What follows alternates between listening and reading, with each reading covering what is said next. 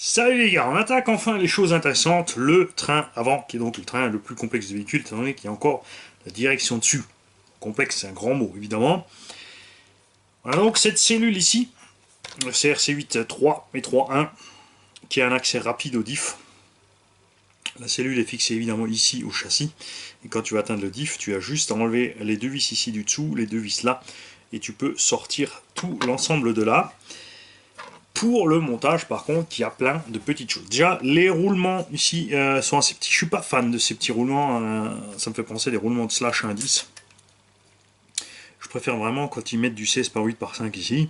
On n'a pas spécialement de problème ici. On n'a pas d'effort mécanique comme sur les roues, où on a sans arrêt des chocs en latéraux dessus. Donc ça peut suffire. Tu as une toute petite pièce qui se fixe là-dessous. En parlant de petites pièces qui se fixent par le dessous, on a aussi sur le diff central, avant de monter tout le diff central sur le véhicule, une petite chose qu'il ne faut pas oublier, si tu veux en avoir besoin, mais c'est pratique, c'est bien foutu, c'est une languette pour passer le câble en dessous, là, qui est fixé par le dessous avec une petite vis. Donc tu peux proprement ensuite passer ton câble là, aucun risque qu'il aille se prendre où que ce soit. Pour ce train d'ailleurs, on a une tonne de sachets. On a le cardan central, on a les cardans gauche-droit, on a les rotules, on a les triangles, carter avant, carter arrière, plein de petits sachets avec des vis, donc les axes inférieurs avec les vis pour assembler la cellule, les axes supérieurs avec les vis pour fixer le tout sur le châssis, là aussi de quoi fixer des choses sur le châssis, c'est tout des vis à tête fraisée, la grosse clarine pour visser les rotules en cas de besoin, et une tonne de cales, évidemment, il y en a pour l'avant et il y en a pour l'arrière. On a des petites cales d'espacement aussi pour l'avant et l'arrière, des petites cales de réglage, plein de trucs. Je suis pas trop fan d'avoir 36 000 cales partout. C'est bien parce qu'on peut faire plein de réglages, c'est un problème quand on intervient sur le véhicule, puisqu'il y a plein de choses qui peuvent se casser la figure, à laquelle il faut penser, il ne faut pas oublier, etc. Les choses les plus simples sont souvent les meilleures. Il nous faut donc ici une toute petite vis à tête fraisée en M2,5. Et on va voir dans quel sachet ils nous ont mis ça. Alors, c'est pas là. C'est pas là non plus. 2,5 x 6. C'est pas une grosse vis, ça va pas être loin. Nous, on a déjà démonté les éléments de train. On a ici ce qu'il faut pour fixer le moteur. Donc ça n'a aucune raison d'être là. J'ai tous les éléments ici du train avant. Elle est là. C'était caché.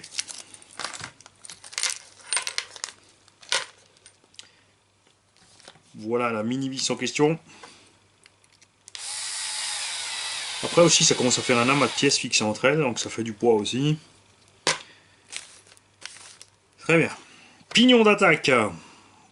Donc là, on a ouvert le sachet avec les axes, et ensuite, le pignon d'attaque, on ouvre un autre sachet. Ça, c'est un peu mal foutu là chez Yosi, le Timasso. Bon, c'est pas très grave, hein. On s'en sort évidemment.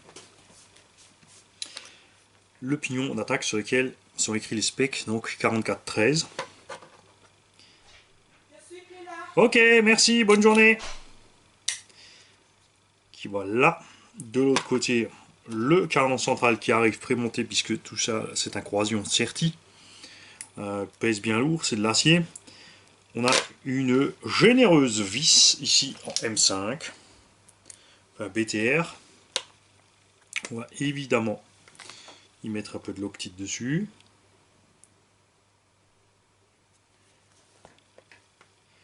Voilà. On a ici un méplat et un petit rebord en plus qui empêcheront toute fuite de la pièce, même si ça se dessert un peu. Ça, c'est très bien. Il n'y a aucune rondelle à mettre entre. On a la tête du cardan qui est usinée de façon appuyée sur la bague centrale. Là, tu serres bien et tu vérifies que tout fonctionne. Surtout, tu ne comprimes pas trop fort ici ensemble au moment de serrer là, parce que tu vas bloquer tes roulements. Il faut que ça fonctionne librement. Et on n'a pas de jeu. Un petit peu de jeu d'encroisement, mais ça c'est normal. Ensuite, on te parle de mettre le diff avant. Donc là, comme tu les as montés à l'avant, fais bien attention quand tu les classes de ne pas te tromper au niveau des huiles, de ce que tu as mis dedans. À l'intérieur du diff, couronne côté droit. Est-ce qu'il y a un détrompeur? Non. Tu peux rentrer des deux côtés, ici à l'intérieur. Et est-ce que dans le carterement de la cellule, il y a un détrompeur? Nenni. Tu fais donc gaffe, tu peux te tromper de sens. Là, on va déjà une fois le mettre sans rien, voir ce qui se passe. On a donc énormément de jeux à droite à gauche, puisque c'est prévu avec les tout plein de rondelles de calage qu'ils te donnent. Ils t'en disent d'en mettre un par côté, voire deux. Ça c'est assez bizarre. Côté opposé à la couronne, donc pour écarter le pignon, ça c'est space. C'est le cas de dire, hein, puisqu'on appelle ça des spacers. Et là on te dit, tu peux en enlever ou en mettre de 0,10 à 0,25 mm quand même.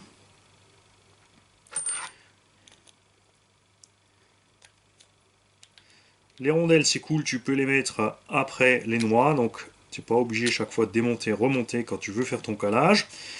L'inconvénient du calage, c'est vraiment dans une course, bon je parle pas d'une course standard, mais dans une course d'enduro ou n'importe, il y a besoin d'intervenir sur les diffs, et il faut rectifier le tir pour le calage, ou il faut sortir le diff pour faire quelque chose dessus.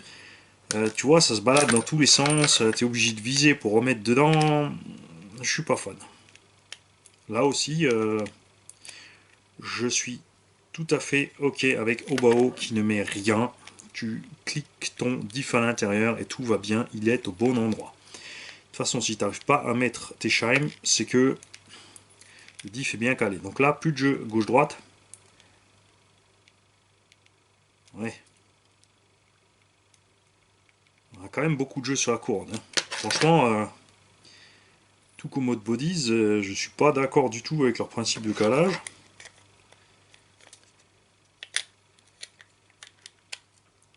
On va mettre les deux du même côté. Ah, effectivement, avec les deux du même côté, on n'a plus assez de jeu.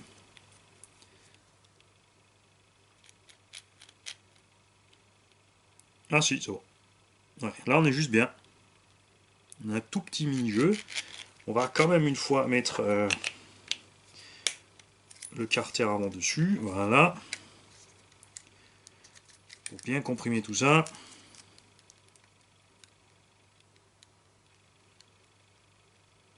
On est bon.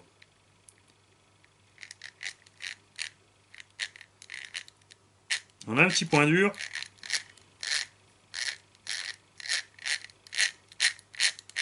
Non, c'est passé, c'est bon. Même si on comprime. Ouais. On va donc laisser comme ça. D'un côté, une de sac, c'est définitivement non. C'est clair. Graissage, je vais le faire par après.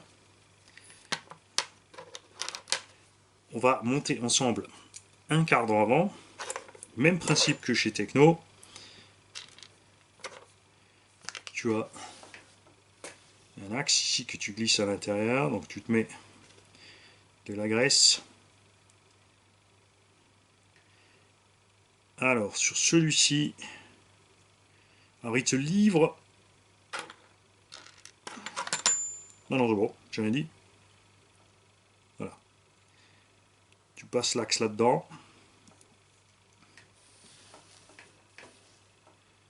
Tu te mets un petit peu de graisse à droite, à gauche.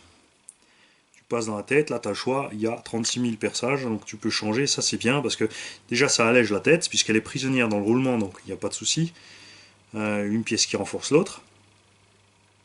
Et en plus, quand tu as commencé à avoir un petit peu d'usure sur l'axe ou sur la tête, tu n'es pas obligé de changer tout de suite tout le bins.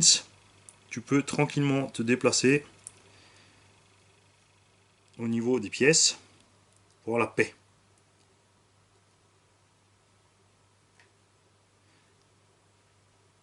Alors, j'ai pas... Je louche pas quand même. Non, c'est bon.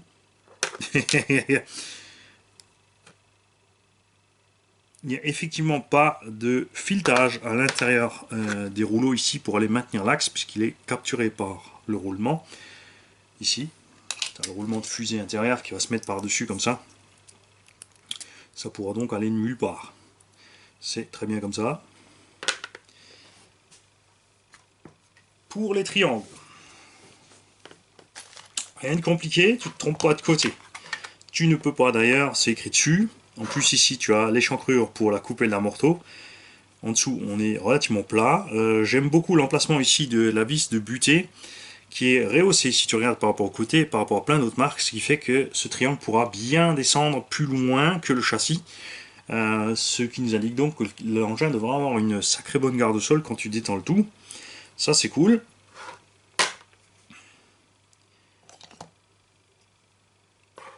Le triangle supérieur aussi affiché gauche-droit.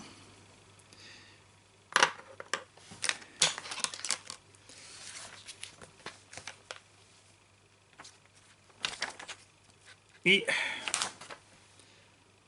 prochaine étape donc c'est de monter avant d'attaquer tout ce genre de choses. Ne vous en faites pas si ça coupe, c'est la batterie. Je continuerai peut-être à parler tout seul.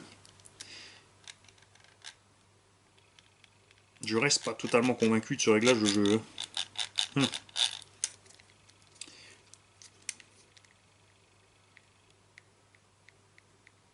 Si, c'est bon. C'est qu'il n'y a pas de graisse, donc c'est normal que ça fasse encore un peu de bruit.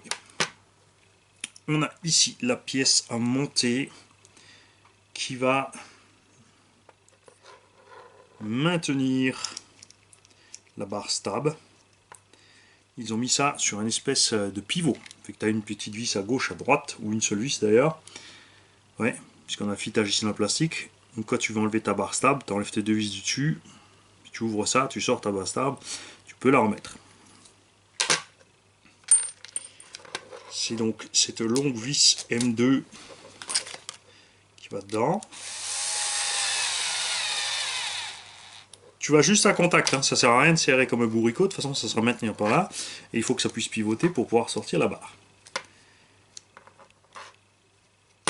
Très bien. Carter supérieur.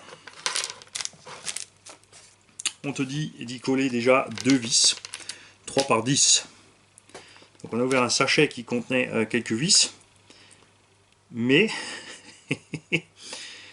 ce ne sont pas les vis pour fixer le carter. Ici, il faut encore ouvrir un sachet.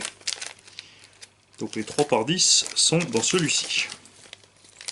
Parce que ces sachets-là ne sont pas numérotés.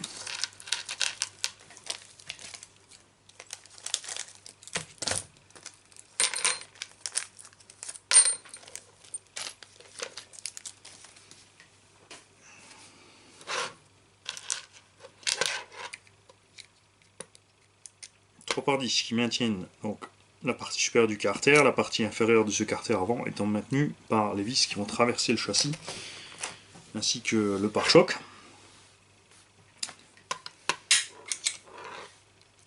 Mauvais embout, bon embout.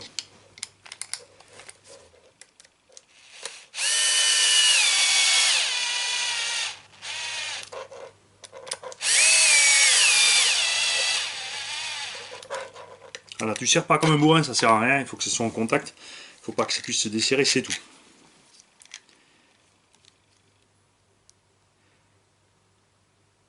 Je suis pas fan de ce truc. Parce qu'on aura la pression qui viendra que après pour finir ici. Ouais. On verra ça quand ça sera assemblé. Si je suis content avec ou pas. Ensuite, on te dit de monter la cale arrière avec des inserts neutres. Tu as ici des inserts cylindriques, des inserts rectangles. Donc pour les cales arrière, il te faut des inserts ronds. Il faut trouver aussi la bonne cale, il n'y a aucun détail. On te parle directement de cette cale. Et tu as juste un dessin global des 2 tiers À aucun moment tu n'as dans cette notice Team Asso sur le côté le détail des pièces à plat, avec aucun numéro ni quoi que ce soit. C'est donc à toi de deviner laquelle est la bonne. Ça c'est donc la cale arrière-avant, ça c'est la cale avant-avant, et ça c'est la cale supérieure arrière-avant.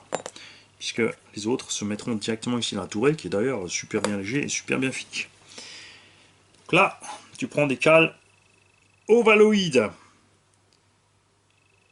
Tu n'as pas de chiffre dessus, tu as une simple indication par l'extérieur où est la perforation. De l'autre côté, bien sûr, ça se voit mieux. Et on te demande de prendre les cales neutres, 0 pour mettre ici dans ce train avant à l'arrière. Chez eux aussi, les cales sont montées.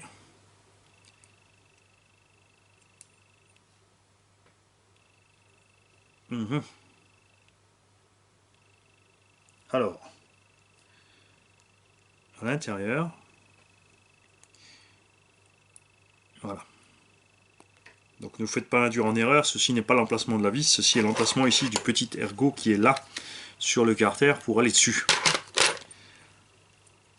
Donc, cale de train ici montrée contrairement à Hot Bodies par l'intérieur, donc de façon plus classique, la cale ne peut aller nulle part une fois qu'elle est montée.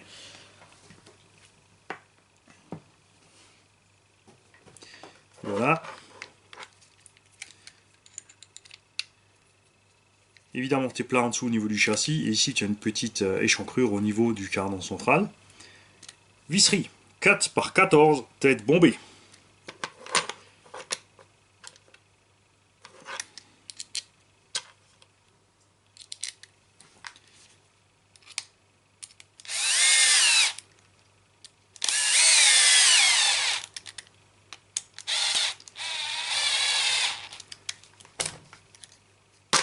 Après, on te dit de prendre le triangle de suspension inférieur.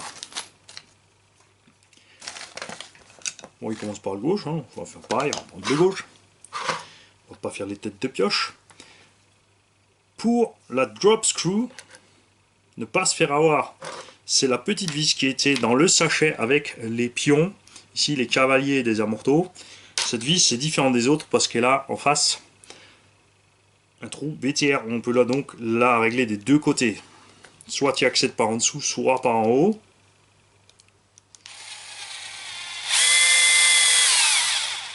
Moi, une fois la serrée à fond, on fera le réglage plus tard. Ensuite, l'axe principal. Tout petit mini peu de graisse.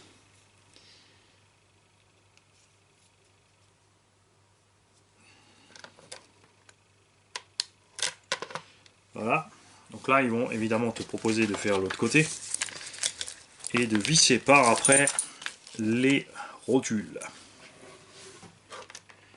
Nous allons donc faire ceci.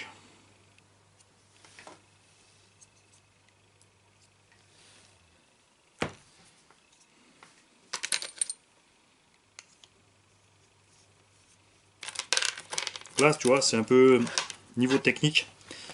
Comme tu as plein de sachets déjà ouverts avec des vis et des machins, pour les habituer, c'est pas un problème. Après, t'as vite fait de te tromper, hein, ça c'est clair. Comme j'ai dit, c'est pas du tout la même chose. Moi, je le vois moi, rien qu'en étant devant la caméra, t'es déconcentré parce que tu veux donner des explications. Du coup, t'as vite fait de faire une erreur aussi. Donc, les cales de train avant aussi, on te dit de prendre des neutres. Parce que tu as évidemment plusieurs jeux. Donc là aussi, on prend neutre.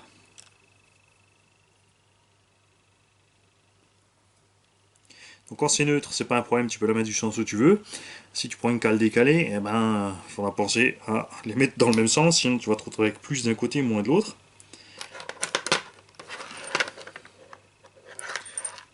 Donc là aussi, tu as les petits ergots qui vont se mettre dans la cale. Voilà. On a ici un petit jeu longitudinal. Alors, est-ce qu'il nous parle à un moment ou à un autre de quelque réglage que ce soit de ce jeu longitudinal? Eh bien que nini. C'est bizarre, au bas, puisque Hot Bodies avait exactement le même. C'est assez funky. Alors, est-ce que c'est tout simplement prévu parce que si tu mets évidemment des cales de réglage pour te choper plus ou moins d'angle ici, tu vas évidemment changer la distance entre les deux points. C'est pour ça aussi qu'il livre autant de petites cales de réglage. Et là, je vais rapidement changer la batterie. À moins que ça coupe bêtement en plein milieu du speech.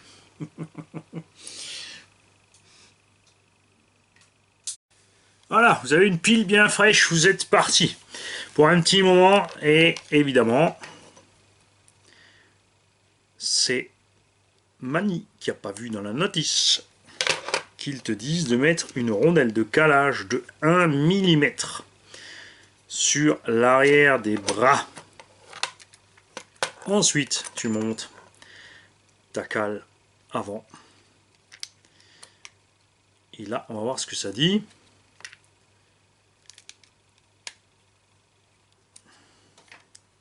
On a toujours... On a quand même un demi-millimètre de jeu encore. On va serrer tout ça.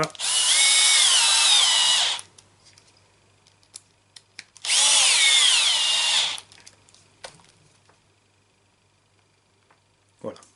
Alors évidemment, pour moi, c'est un jeu, ça pose aucun problème. Les compétiteurs iront très certainement caler la chose, mais nous allons finir le buggy comme c'est prévu. Voir ce que donne tout ça à la fin. Alors,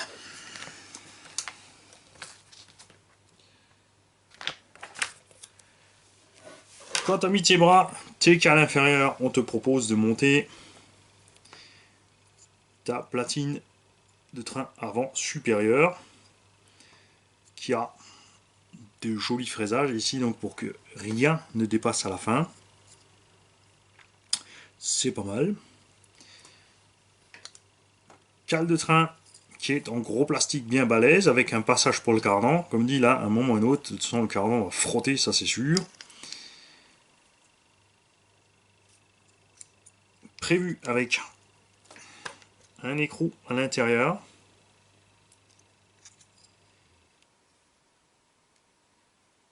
Au M4, ça c'est bon.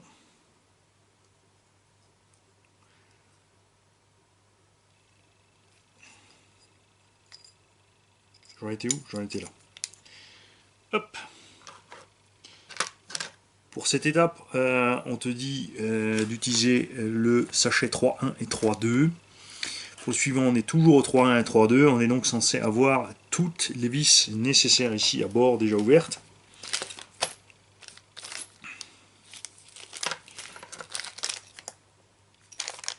Et c'est là qu'est la blague, puisque les petits sachets qui étaient dans les plus grands sachets n'ont pas de numéro. Le seul sachet de vis que j'ai ici est estampillé 10-2. Celui-là, il vient de l'arrière. Tu vois, regarde, tu commences à avoir des vis de partout. Ça viendra plus tard avec les rotules. A priori, à fortiori. Tu as aussi toujours évidemment ta poubelle ou ton carton vide à côté pour jeter tes sachets. Pour qu'en cas d'erreur, tu ne jettes pas une pièce que tu as besoin, que tu puisses la retrouver facilement. Là-haut, on te dit de monter une 4x12. Avons-nous une 4x12 dans ce sachet?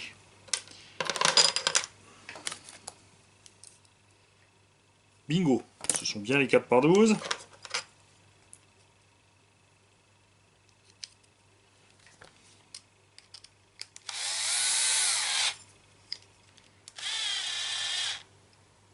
Pareil, tu serres, mais raisonnablement, c'est dans le carbone, c'est pas la peine d'aller traverser la pièce, évidemment. On te dit aussi de fixer de suite ici le plot pour la carreau. Par en dessous.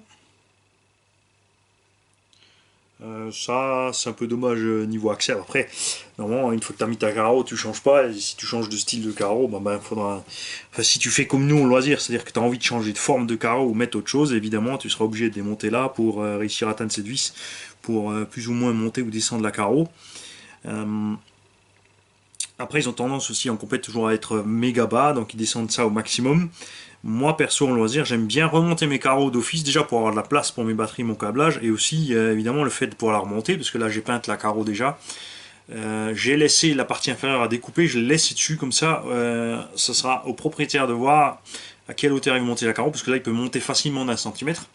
L'avantage de monter 1 cm, c'est qu'on pourra faire des entrées d'air plus conséquentes sur l'avant et avoir plus de volume d'air dedans pour laisser refroidir tout ça et comme dit ne pas être embêté. C'est pas le poids, je pense que le poids ridicule de la carreau de buggy n'aura pas une grande influence sur la tenue de route si elle est placée un petit centimètre plus haut. En dessous, on te dit de mettre une vis à tête fraisée 3 par 8, ce qui fait déjà que tu ne peux pas te tromper de sens puisqu'il n'y a qu'un seul et unique trou qui est fraisé ici. Le bon tournevis, ça ira mieux.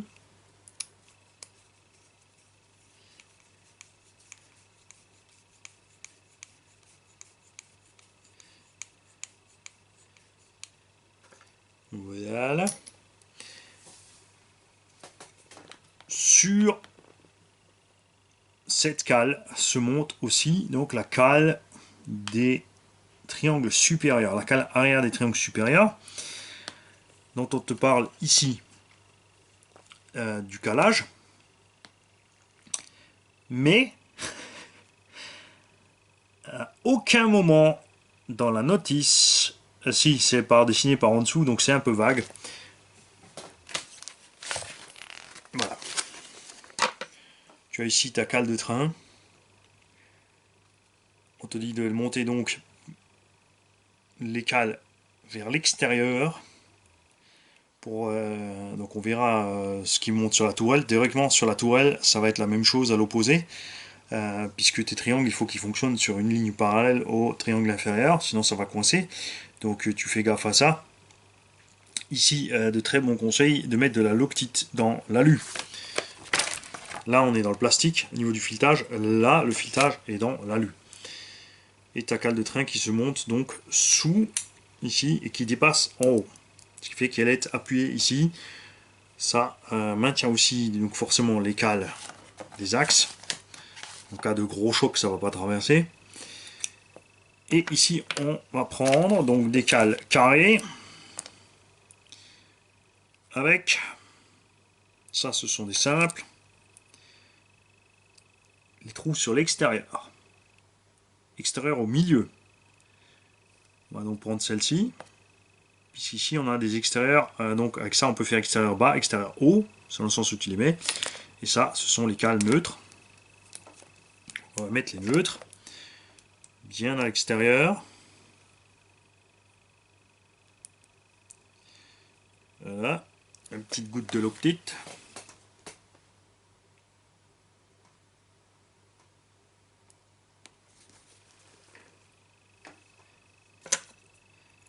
Hop. Les deux autres petites 3 par 8 fraisées. Là, quand tu as une petite pièce comme ça en carbone en main, tu as toujours un peu peur niveau solidité, ce que ça va donner.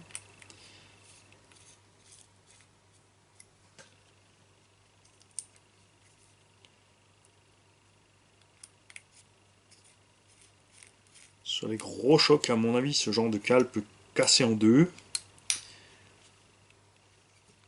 Après, c'est pas le genre de tronc qui t'arrive beaucoup sur circuit de faire un frontal avec un autre. Hein.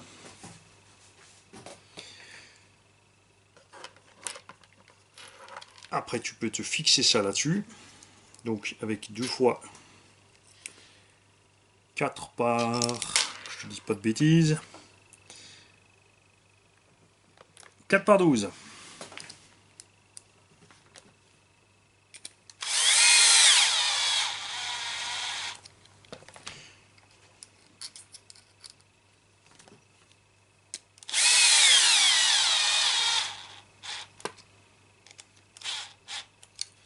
Voilà, pareil, tu ne serres pas comme un bourrin. Alors et après, à la tourelle de suspension, là, on te demande de fixer les cavaliers à morteau complètement à l'intérieur. Évidemment, toujours aussi avec un peu de loctite. C'est là, il y a évidemment énormément d'efforts sur les suspects. Tout à fait normal que tout soit sécurisé.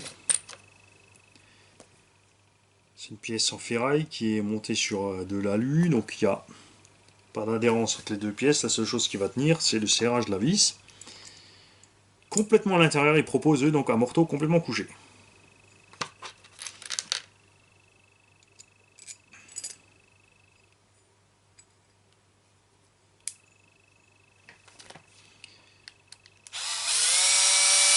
Là, tu as les grandes 3 par 24.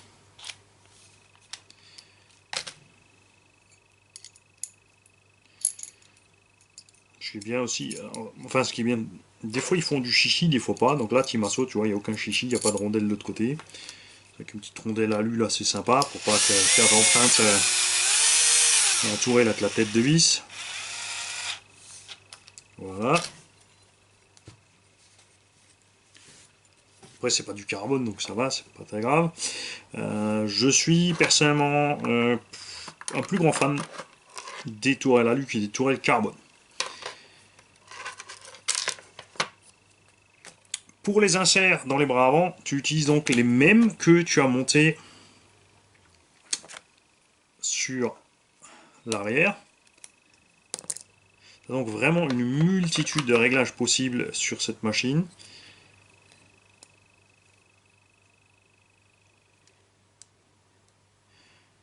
Tu peux donner de l'angle à tes triangles inférieurs. Il faudra donner évidemment le même angle au triangle supérieur. Tu peux les redescendre, tu peux les remonter. Il y a de quoi faire. Et là, tu utilises les 4 vis de 4 par 12 qui te restent. Donc ceci est bien solidement fixé à la cellule.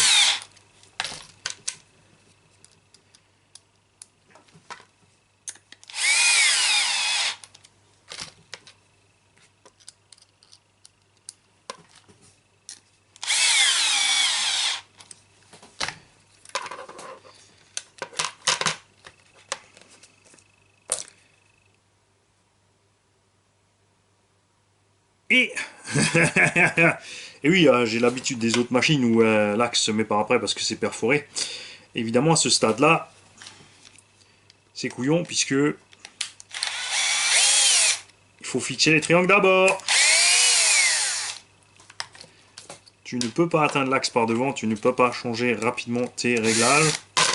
Donc nous, on va au moindre mal, évidemment, enlever l'arrière. Au lieu de renlever les 4 vis la tourelle, tu vas toujours là où tu as le moins de vis à enlever. Tu mets évidemment le triangle dans le bon sens. La vache, ça en fait du... Qu'est-ce qu'ils nous disent là? Non, c'est bien de ce sens. Voilà, j'allais dire, parce que là, ça nous fait vraiment un carrossage de malade.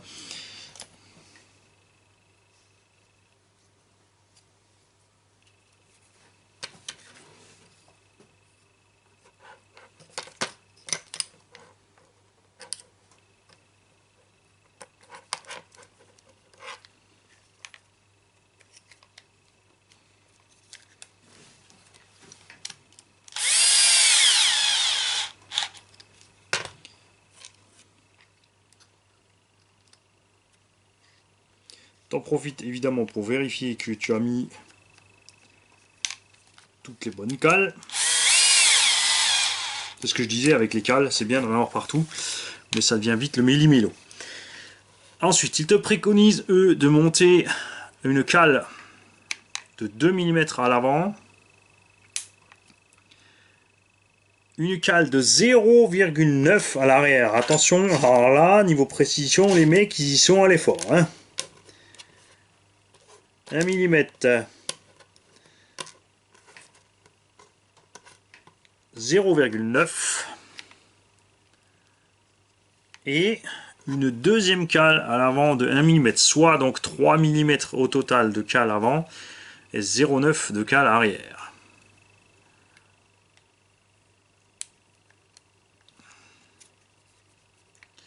Donc ici, absolument aucun jeu. Assez paradoxal vu qu'on a du jeu en bas. Évidemment, tu fais la même de l'autre côté. En changeant ces cales de réglage ici, tu déplaces le triangle supérieur, tu changes donc l'angle de chasse, c'est-à-dire l'angle de pivot, pardon. C'est-à-dire l'inclinaison de la roue que tu braques à gauche, à droite. Comme ça. Angle de pivot 0. Angle de pivot positif ou négatif. Ou négatif ou positif. Je vous laisse choisir. On va pas se lancer dans le débat de l'angle.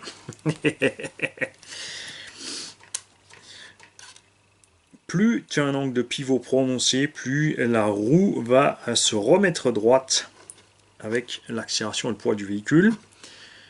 Plus ton pivot est à 0, plus elle va rester dans sa position. Exemple très simple, ton vélo. Ton vélo a un angle de pivot énorme. Dès que tu relâches le guidon, il revient tout droit.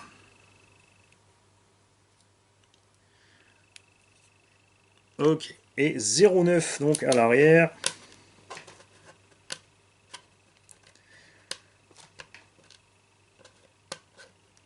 On va y arriver, on va y arriver. 0,8. Non, 0,9, c'est bon. Ok. Voilà. Et nous allons profiter de la cale qui reste. Qu'est-ce qui nous reste ici? Nous avons du 1 et du 1,1. Et ben nous, on va se coller, si ça rentre, la cale de 1 sur le triangle inférieur. Voilà. Une 0,9 ici aurait été bienvenue. Après, ça va très vite se faire sa petite place. Le triangle fonctionne quand même bien. C'est pas un problème.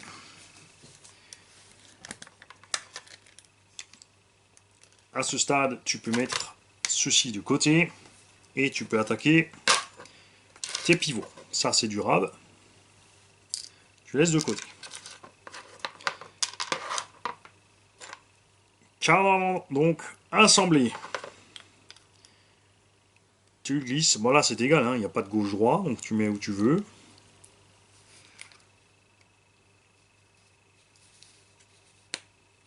L'ajustage est très bon, le roulement va vraiment bien dur dedans, ça j'apprécie beaucoup. Et on a donc ici un roulement épaulé. Alors ils n'ont pas dû faire ça sans raison. Le roulement épaulé c'est relativement cher par rapport à un roulement standard. Donc j'aurais pu laisser un roulement standard 16 par 8 par 5, ils ont préféré un épaulé. Va savoir pourquoi. De toute façon ici il peut aller nulle part. Il est pris en sandwich entre la tête de cardan ici qui tient le roulement arrière et l'hexagone de roue qui va te tenir l'avant. Donc je ne sais pas exactement ce que ça change d'avoir ici cette pièce. Après, hexagone de roue. Donc rien de spécifié dessus, donc ce sont les mêmes à l'avant et à l'arrière. Hop. Loctite.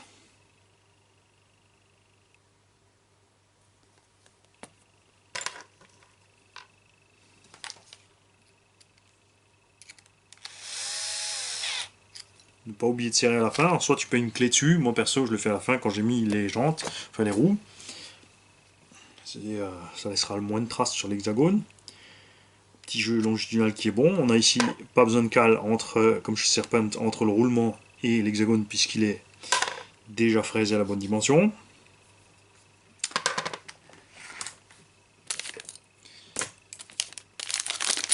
Là, on peut sortir les immenses rotules.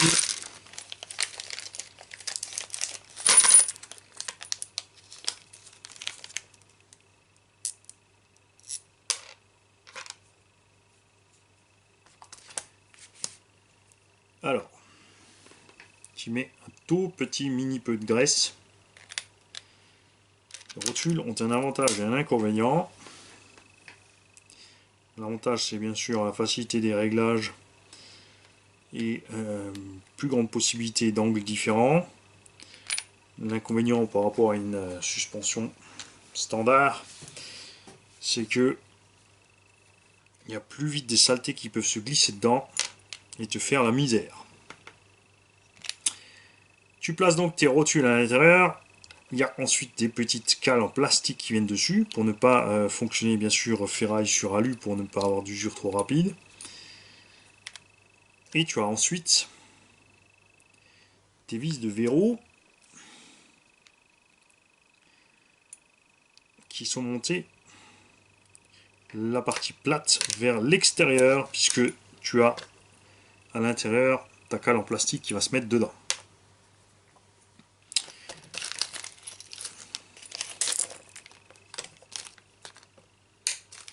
Et là, tu as encore une fois plein de vis.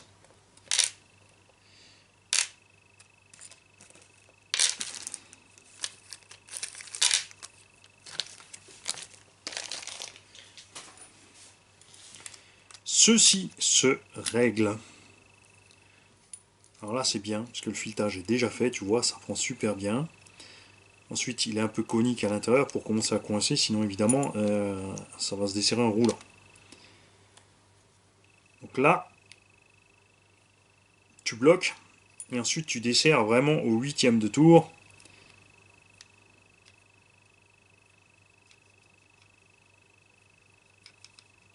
Voilà. Il faut que ta pièce soit libre, mais il ne faut pas trop de jeu.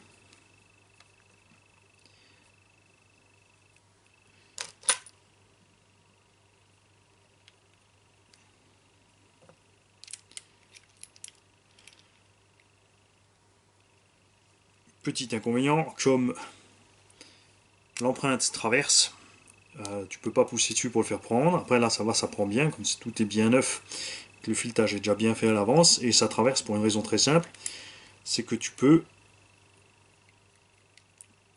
passer à travers la pièce pour aller régler ta rotule sans rien démonter.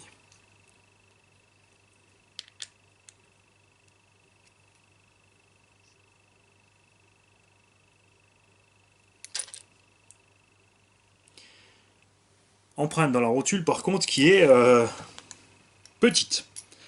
Voilà, je trouve qu'ils ont exagéré. On est en 2 mm. Vu la taille du filetage et la force qu'il faut exercer dessus, je pense qu'un petit peu plus gros ça aurait pas été du luxe. Voilà, pareil, tu bloques, tu desserres un tout petit peu, ça se libère. L'erreur la plus commune, surtout sur les véhicules de loisirs qui ont ce genre de pivot, c'est que ces pièces-là sont trop serrées.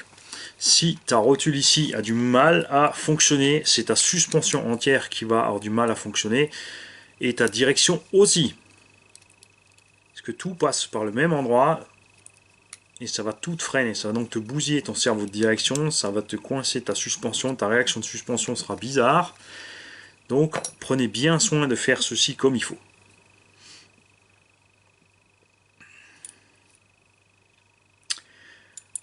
On a ici aussi une petite perforation pour mettre un petit BTR.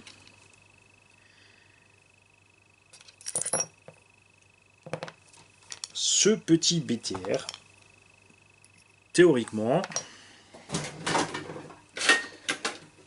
arrive pile poil entre les deux roulements.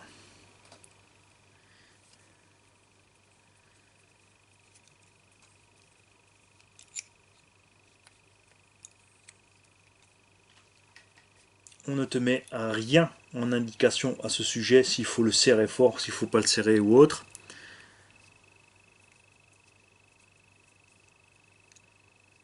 Ce genre de petit BTR, quand c'est placé entre les deux roulements, plus tu le serres, plus tu écartes les roulements. Tu as donc le roulement qui va sortir de la fusée et diminuer le jeu axial.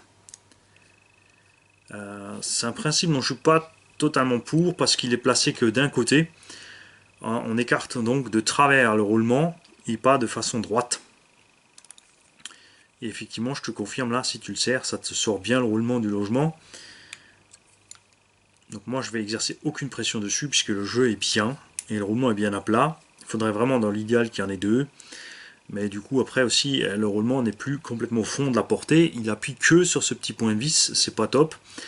À la limite, ça peut servir pour le démontage, mais bon. Tu vois qu'on est derrière le roulement avant, mais on est loin du roulement arrière. Alors c'est pas top. juste un truc, voilà. Celui-là, il sert à rien ici. Clair. Pour moi, pas bon. Ensuite, si tu as pris le bon côté, right, tu prends aussi ici la bonne patte right. Là, évidemment, tu ne peux pas te tromper. Si tu mets le mauvais, tu es de l'autre côté.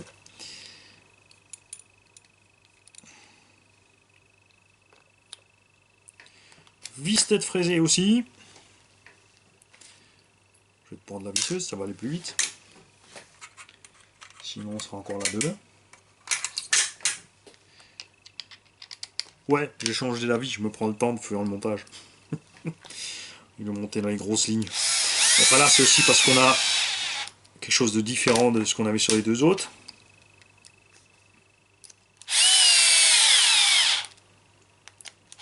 Voilà. Hop. On a tout dessus. Et là aussi. Alors attention. En plus, il y en a qui sont escalés là où il ne faut pas. Vous ne faites pas voir quand vous faites le montage. Il y a des rondelles qui peuvent, tu vois, se mettre. Allez, sors de là. Et dis donc.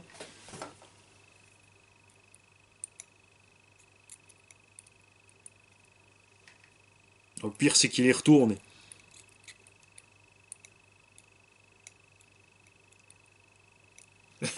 Voilà. Tu as des rondelles de calage.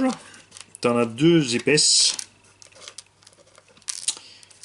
Et 3 plus fines. 4. Donc maintenant, il faut faire attention. Yes. Regarde.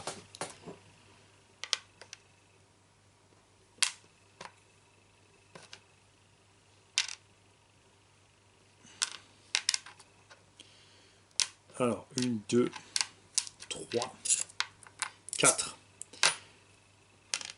Dans chacun de ces petites bagues, il y avait déjà une rondelle dedans.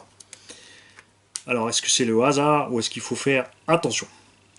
Parce que ces rondelles ne vont pas devant. Elles ne vont pas à l'intérieur ici.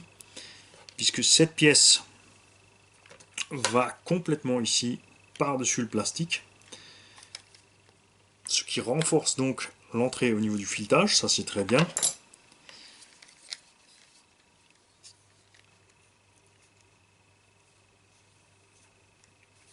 Et c'est entre cette pièce et ensuite la butée ici de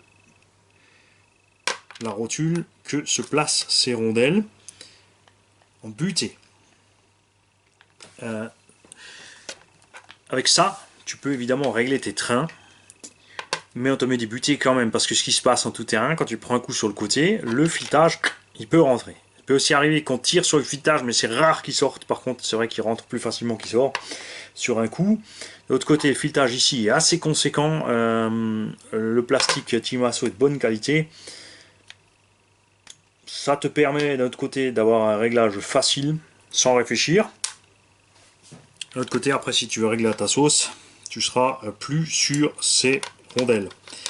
L'autre truc, c'est qu'il n'y a rien inscrit dessus. Tu as du 0,35, du 0,7 et du 1,4 mm.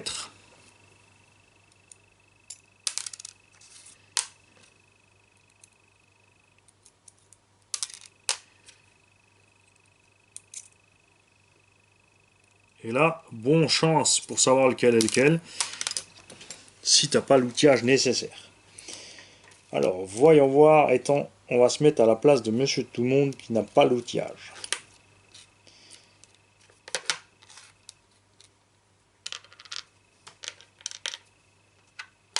Nous avons sorti toutes les rondelles, on n'en a plus qui traînent nulle part. Nous avons pourtant ici... Ah ben non, c'est bon, un nombre pair. Des bêtises, Mani. Alors, est-ce qu'on voit vraiment la différence entre le 0,7 et le 0,3? Ouais. Mais mon gars, tu peux t'accrocher, hein. Nous avons donc bien 2 fois 1,4, 2 fois 0,7 et 4 fois 0,3.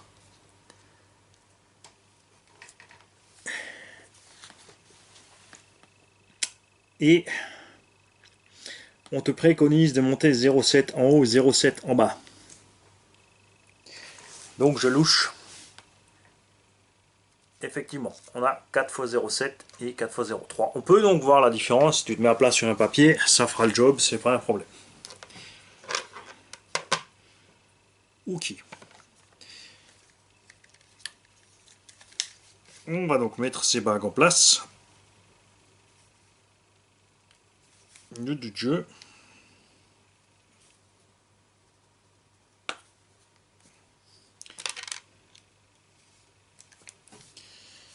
Ouais. Bah ouais. Hop, t'as vu? Ça va tout seul. Des fois, on se complique trop la vie. Non, c'est définitivement l'ajustement supérieur, c'était un hasard. Voilà.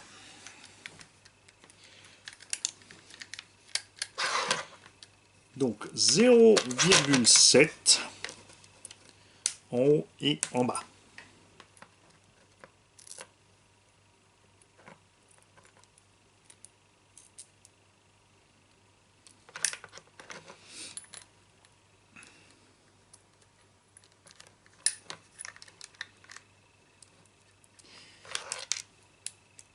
Là, faut pas se faire piéger avec ça. C'est que tu ne peux pas serrer à fond l'une puis l'autre. Il faut que tu fasses prendre. On va commencer en bas parce que c'est la plus éloignée. Et l'une après l'autre parce que sinon l'angle ici ne te permettra pas d'aller la mettre en position. Tu vois, regarde, je serre, je vais changer mon angle forcément et je vais me cacher l'une ou l'autre vis. C'est donc bon pour faire une après l'autre. Personnellement, je préfère faire ce genre de montage avant de fixer mon demi-train sur le train complet. Ça évite ce genre de problème, puisque quand le triangle est libre ici, tu peux le visser à fond, ensuite tu poses l'autre, tu le visses à fond, puisque toutes tes pièces se baladent, et ensuite seulement tu vas le mettre là-dessus et tu passes tes bras. Parce que là en plus, regarde, quand je vais le mettre, à un moment, il va falloir que j'en mange mon cardan.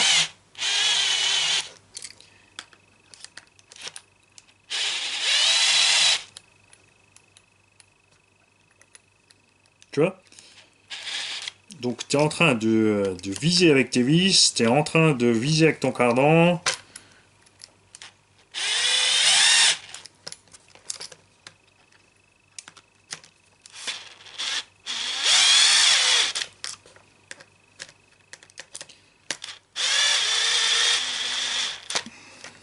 Voilà, on est dedans, tout fonctionne bien, il n'y a pas de souci. On a vraiment un débattement de suspension assez conséquent pour un buggy. Je dirais que ce buggy a plus de débattement que le Truggy Hot Bodies. En plus, sur le Truggy, on a des triangles plus longs, on devrait en avoir encore plus. Mais là, non. Malgré l'angle élevé, le cardan et les axes de cardan sont bien en place. Juste en débattement minime, mais tu n'arriveras pas aussi loin de toute façon, puisque l'amorto comprimé sera plus long que ça. Il n'y a donc aucun souci. Quel que soit l'angle, ici, on est vraiment en position de faire tout fonctionner. Regarde, tu vois, la noix de cardan ne touche pas le triangle, il n'y a aucun contact nulle part.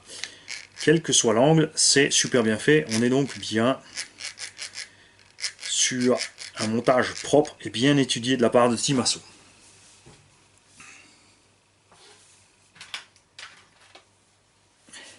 Je finirai l'autre côté plus tard. Tu mets ensuite ta barre stable ici au milieu. Tu passes par-dessus le cardan. Et tu l'emprisonnes là. Et c'est la bague d'arrêt qui va l'empêcher de se balader à droite à gauche. Ici, bah, classique, hein, c'est fixé avec la rotule dans le train. Ton amorto, lui, bah, tu choisis ton point d'ancrage. Tu l'installes là. Il est plus long que ce qu'il faut, exprès pour que tu puisses profiter de tous les réglages possibles et imaginables. Le ressort est un peu plus court que le corps pour permettre effectivement, même si tu diminues ta garde-sol, d'avoir une pression minimum sur le ressort si tu le désires. Ça c'est vraiment à chacun de faire à sa sauce. Et même avec l'angle maxi, je vais te le poser dans l'angle maxi, effectivement la coupelle, grâce à l'échancrure qu'il y a dans le triangle, ne touche pas. Ça, c'est ce que j'aime bien chez Asso, ce genre de choses sont vraiment bien pensées. Je vous laisse là, je vais finir le montage de ce train avant. Je vais ensuite préparer le train arrière et on se revoit pour tout boulonner ensemble sur le châssis.